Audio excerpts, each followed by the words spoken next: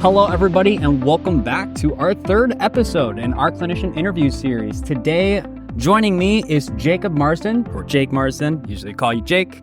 We're really happy to have him on the show today, and we hope that we can learn a little bit more about how to help folks who are struggling with chronic pain.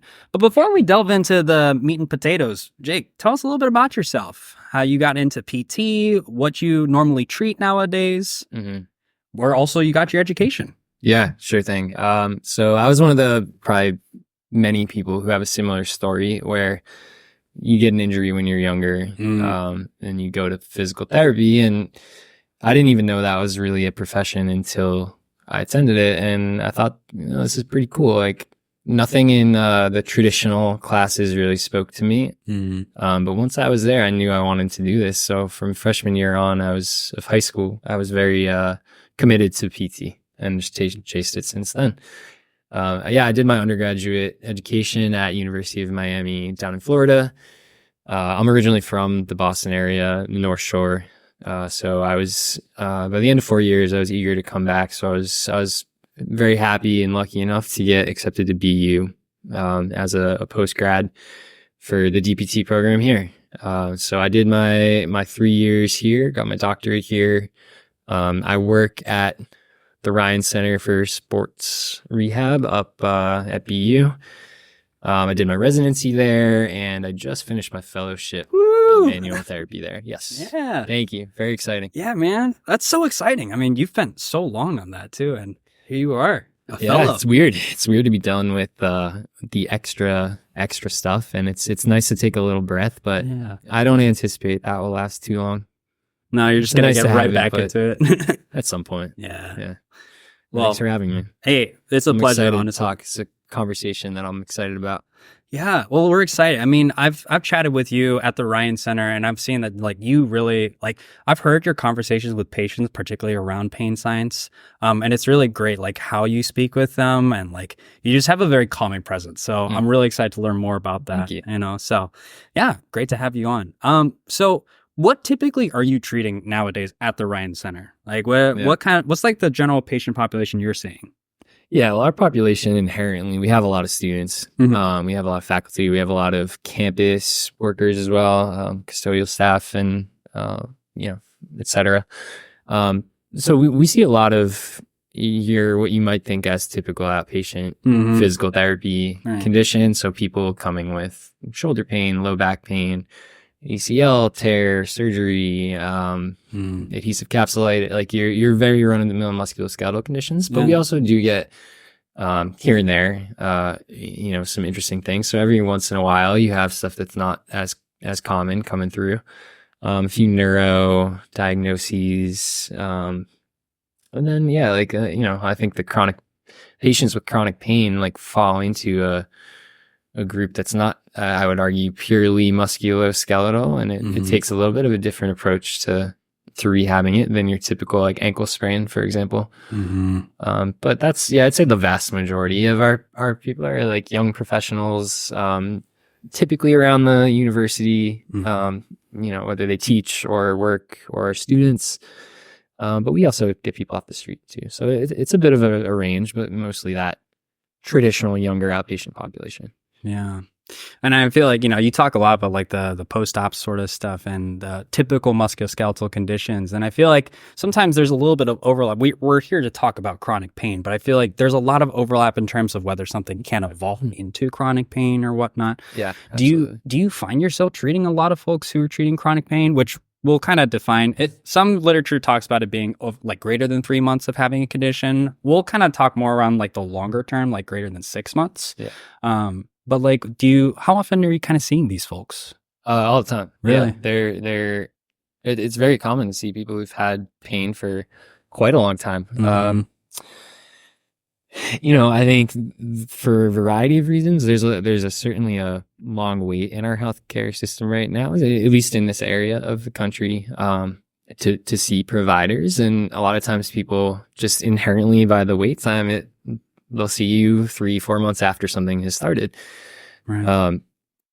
You make a good point that we're talking about, individuals with chronic pain, and to go off of that, I think when I say, traditional musculoskeletal injury, I do think that there, and I'm sure we'll get into the terminology a bit later, Right. but, nociceptive pain versus nociplastic pain versus neuropathic, right? I don't think those boxes are ever just purely distinct. Like if we're buying into the fact that the pain experience is very individualized, no matter what, like if you sprain your ankle, that's going to be different person to person because people are going to have different elements of central variance in their pain experience. And so it is, when you say musculoskeletal, or I say traditional musculoskeletal pain, like that has to be said with some kind of like flag of, hey, like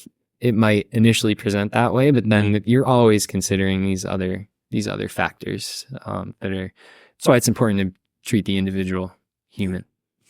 100%. I mean, yeah, like when you say traditional, it's like asterisk, Exactly, yeah. Because it really, it's hard to really say it is only solely this. I feel like that's a big thing about even the education, because I'm also in the BU physical therapy program. And I think the biggest thing about it is recognizing, like, yes, you could have, like, this is how this condition presents in isolation, but rarely does it present in that isolation because it's very individual. And how a person is impacted by their injury, not just from a physical standpoint, but also a psychological standpoint, is really, it's something that I feel like we have to consider a lot more as therapists. I mean, heck, therapists, the fact that word is it's not just physical, we are physical therapists. We're helping people through this. Could you actually talk a little bit more about, like, when that becomes a lot more like psychosocial nature, when we start going away from just the nociceptive nature of pain, as you said, which, for clarification, that's more of like specifically like the source of the pain is more tissue damage, right? Yeah. So like nociceptive being, if you, stick with the ankle sprain analogy, right? If you roll your ankle and the receptors in your ankle or in the ligaments in your ankle are basically sending danger messages up. And then the pain response to those messages is appropriate for what happened. That's typically what we think of as nociceptive. You bump your elbow on the wall and it hurts a bit. Yeah. But yeah, to your point of psychological inclusion, like it does start to become a bit of a line of like anytime you're treating someone with a biopsychosocial approach, it's hard to, you can't ignore the psychological part. But we also have to recognize that we're not experts in psychological treatment, right? So there is a very, very important overlap of, helping somebody if it's determined that you may think they need some help in the psychosocial or psychological care department. Having like strong referral sources is a very, very important part of treating anybody, but particularly the nociplastic category of pain. Yeah. But yeah, you do have to, I mean, inherently, if you're treating someone through the biopsychosocial approach, you're treating them as a human, and you have to be able to empathize with people on multiple levels. Otherwise, you're just missing a piece of the puzzle. 100%. If we're going to assume that pain is this very individualized experience, which I think is very, very supported in the literature right now, you can't ignore the individual, because then you're ignoring the filter of these messages and the central nervous system and how it happens. And I don't think you can be fully effective, at least not for everybody, if you're doing that. And it's funny because like we could do so much of the research around the person-centered care and about the different methods of assessing somebody with nociplastic pain. We've had people on the show earlier talk about things like sensory motor training and like doing things like 2-point discrimination as methods of assessment. But like really, I think a big theme that's been coming out is just like that person-centered approach where you're listening to that person. Now, but I want to learn more, like how does that look? Like we just saying like, oh, like it's very individual. Like you have a person come into your clinic. They've been struggling with pain maybe for even a decade, right? likely, I mean, I even have had some people come in like in my clinicals over the past summer who've been struggling with pain for this long. Lots of providers tell them, man, there's nothing wrong. Like, you're fine. Yeah. The pain's in your head. How do you approach that? Like, as a clinician, what's like your first step in that patient interaction? That's a great question. And I think the first thing that I think is crucial to establish a relationship with anyone as a patient, certainly you need to like just listen to them. Yeah. Like, let them explain their story. Like, you're right. The fact that these people oftentimes have been kind of in a whirlwind or like a washing machine of the healthcare system where they're getting bounced around from person to person. Mm-hmm. I evaluated someone the other day who said they've been to 6 different orthopedic specialists. Oh, man. And a lot of them said that, sorry, I do back, but I don't specialize in ribs. So I'm going to refer you to your other colleague, which I get it. Like, people are specialized. And if they're not comfortable treating, then that's the right call, is to refer to someone. But unfortunately for these patients, a lot of times that happens and they get bounced around. Right. So I think, looking at it through someone's eyes who's gone through that, to have someone who spends that time with them and just says, yeah, tell me your story, tell me what's going on. And then once you've allowed someone to like tell their story, that's probably already more than 90% of what people get at healthcare appointments, because of the nature of how busy people are in the healthcare world. Yeah. A lot of times people don't have time to spend like a full 30, 45 minutes on an eval with people. But it's important to do so to establish your relationship and understand the person. Yeah. And the other piece, going to like touching on the psychological pieces of this, I think it carries so much weight early on.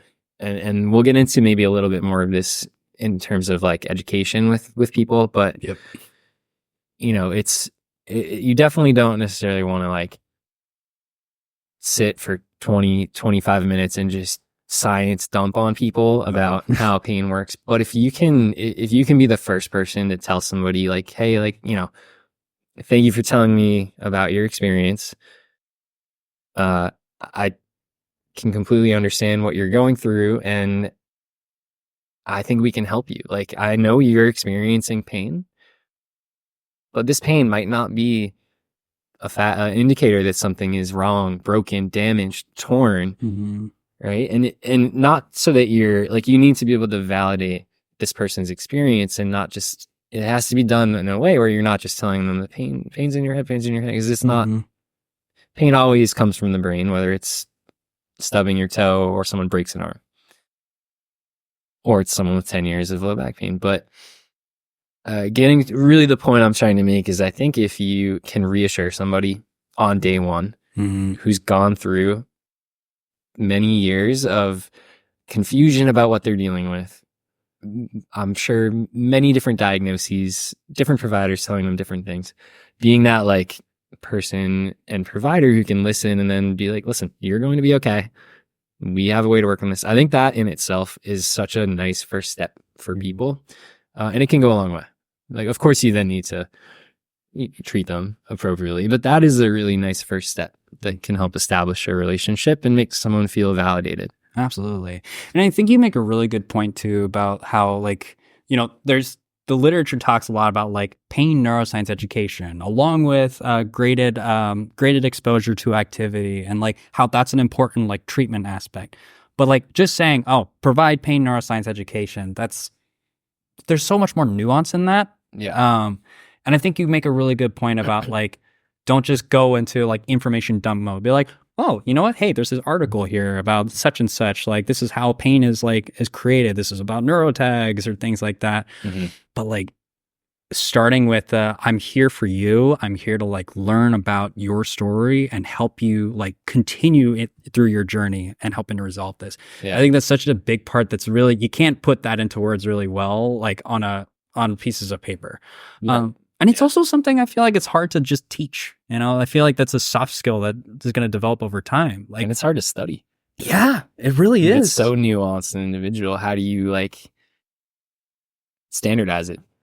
How? Right. So I don't know. I'm not in, there are people who are way smarter than me that know how to design studies that there might already be an answer out there, but just thinking like, how do you standardize something that's so individual? It's funny actually, because we actually looked at some things. Like there was a study that looked at different like pain science education statements that are out there on the internet in general. And again, this is not in a PT setting, but more about like what information's out there. And the particular study looked at how a lot of non-healthcare professionals, patients, had really negative responses to statements like pain is in your brain. Yeah. You know, oh, it's just pain is or even just pain is an output of the brain.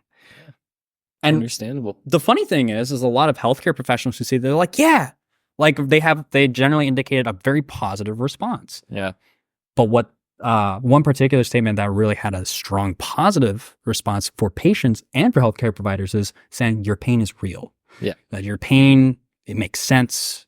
Like it's not made up. Right. Your experience is true. But then moving on from that point is like, okay, yes, you've put this statement out there. That's a good point. Like going back to the, first appointment. Yeah. You need to be able to validate somebody's experience and tell them like, yeah, it's real. Yeah. Like you're going through something, that pain's real. I know it sucks. It's all over your body. Like it's debilitating and it's real. And I think I can help you. Like, so how can you like that? Oh yeah, that's a good question. Yeah. Well, it depends. But yeah, no, and I think just touching back on one final thing about that education piece. Yeah. Like it depends. I think a lot of it depends on your clientele. Like we work in academic environment. We get students, grad students, professors. So a lot of times people are very like, oh my God, can you send me that article? I want to read that article. Or like, oh, show me the video, like show me the RCT, and they want the evidence. They want the evidence, and that's not going to happen in like day-to-day outpatient physical therapy hospital. Like people are they want their pain to go away, and so there is a bit of a nuance to the education, and I think like finding ways to touch on it while you're treating people, like think of a situation if you're treating somebody with shoulder pain and you have them do like a close grip pull down, and assuming you've cleared all realistic pathology and red flags and all of that, contraindications, right? Like if this is someone with rotator cuff related shoulder pain, maybe it's chronic, right? You have someone do a close grip pull down, it hurts, it's like a 3-4 out of 10. That's like a fork in the road for somebody. And if you can't like just picture the two, one situation where you can tell that person like, oh yeah, yep, I get it. Like, your body's trying to protect you from that stimulus. It's completely safe. Like you're gonna be okay. Like let's see, do a couple more reps and see how it feels, right? Versus stop. We don't want to irritate anything. Yeah. So like that. And then you think of how many like people who have gone through years of healthcare, how many times do they have those split in the road moments? And I think you mentioned this earlier about catching something early before it develops into a chronic condition. Yeah. And I think like we're able to identify prognostic risk factors in people. Your yellow flags that may put somebody at a higher risk of chronic development. Right. And those are people I think where finding the right dance of adding some of this reassurance and education, not only can you maybe recover their ankle sprain, but you might also then prevent down the road years and years of if you can and start to put some of these worries that this person has at ease for this event and future events. We're speculating here, I am, but I think that if you let yourself go down that thought experiment, there's some potential really, really big implications to, intervening early with some of these pain beliefs. Yeah. I mean, that's a great point too, where you don't want to just think in the moment too. I often think about the times of discharge patients over this past summer where, there's a lot of like, this isn't just the end of like, okay, now like we stop everything. Like, how do we help you like learn, like, how do we build that toolkit Right. to deal with this even further down the road? Oh yeah. Because I think it's, you know, sometimes, especially like if somebody has something like osteoarthritis, right? Where osteoarthritis, it's not like we have a cure for it. Mm-hmm. But we do a lot. We can do a lot to help manage it long term. Yeah. And I think in a similar way, if somebody's been struggling with pain for a while, like you go through a very short episode of care, like in PT, like sometimes it's like the biggest priority, I think, is like setting them up for success later down the line and being like, okay, like what if this comes up again? What if something happens? What do you do? Let's talk about it. Yeah. You know? No, that's important. Yeah. I think if that's very important, and I think that's something worth striving for with people. Mm-hmm. There is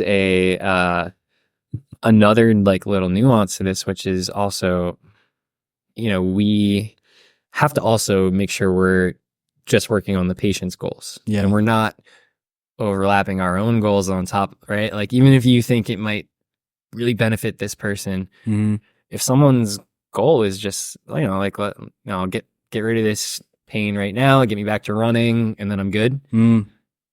They're good. That's their goal. Like, there is a line of, you know, treating somebody, getting them through their current situation. Now, if we can find a way to address that acute irritation, and then also through that process weave in some like reassurance, then that I think is like the golden like middle zone. Yeah. But it is easy to, like, I get personally very excited about like pain science. I think it's and treatment for it, and I really enjoy like helping people through this process. I can see it. So I have to like people. It's like, whoa. Yeah, and so I have to hold myself back. For being like, all right, cool, we got you here, right? But like, let's talk about if this happens again. Like, what are you gonna do? Because it is important, but it's just a point about like, you know, reaching a patient's goal and just making sure you're staying on the same page, and that should be natural, conversational with your patient along the plan of care. You know, asking them like, what does success in PT mean to you? Yeah. Is it just get rid of this thing right now? Perfect. We can do that. Yeah. If it's develop strategies to maybe prevent something down the road, we can do that too. Yeah. How did you kind of go? Is that something that you've kind of had for a while, those sort of skills to like meet them where they're at and just like be like, oh, like connect with that patient? Or like, because I can imagine like a lot of like PTs are a lot more comfortable with just the sort of like manual skills, the objective measures. But then delving into the trickier aspects of that education is like, how did you kind of develop those skills? Like, what are there resources that you kind of found helpful? Are there strategies that you've kind of implemented over the course of your several years in practice? What have you found? Yeah. Well, by no means is it something that's like easy and smooth right off the bat. Like, God, no. There's so many like conversations that you're like, I wish that one better. I wish I said that a little differently. All the time. I'm like, oh no, why did I say that? Yeah. The words are leaving your mouth, and you're like, shit. But no, I think there's I forget who where this is from, but there's some quote going on in my head where it's like, if you want to speak about something and like discuss something and bring your piece to the table, like you got to know like 3 times as much as what you're thinking of saying. Oh, so like, interesting. What I think that means is like, one, and this, you know, this isn't necessarily realistic for everyone, but I'm lucky enough to have been like interested in this from first year in school. So I spent a lot of time, including my practicum project, my for school, and then like residency project, kind of studying this stuff. So I just feel familiar with it. But I think knowing a lot of the background and the science for yourself to draw on, even if you're not going to be, you know, saying a bunch of scientific facts to your patient, but just feeling, I think if you just feel confident in it yourself, you're able to then speak on it in a way that resonates with people. Yeah, I mean, it's certainly not easy. Like, it's because you're also oftentimes like, this is an emotional topic for people. Yeah. So you know, it doesn't always go like, all right, let's sit down. We're going to talk I'm going to present some information. Like, it is a bit, I mean, it's like a human conversation, and you have to be very like empathetic with people, because this is a serious subject for a lot of people, and people have struggled with this sort of a thing. But I think it's just practice. Like, you have to just get out there and do it. And everyone messes up at some points, but then you refine your delivery, and you take pieces from, putting yourself out there and trying, and then you learn from it. And then the next time you do it, it'll go a little smoother and a little smoother. I think if you just come from a place of like caring about the person genuinely, you're not gonna, I think that people will be able to read that. Yeah. And, hopefully, your intention comes off well. And, yeah. I think just trying it and coming off from a place of caring. Yeah. That understanding, listening, like I remember hearing in school, it's like you're listening to understand, not listening to respond. It's like a big part of it, and I think the care aspect is, if you really are truly like trying to care about like this person and you want them to succeed, you're going to listen to understand, Totally. All right. We are going to take a short break. This is just part 1 of this episode, but we'll be back for the next episode and talking with Jake. So join us for next time.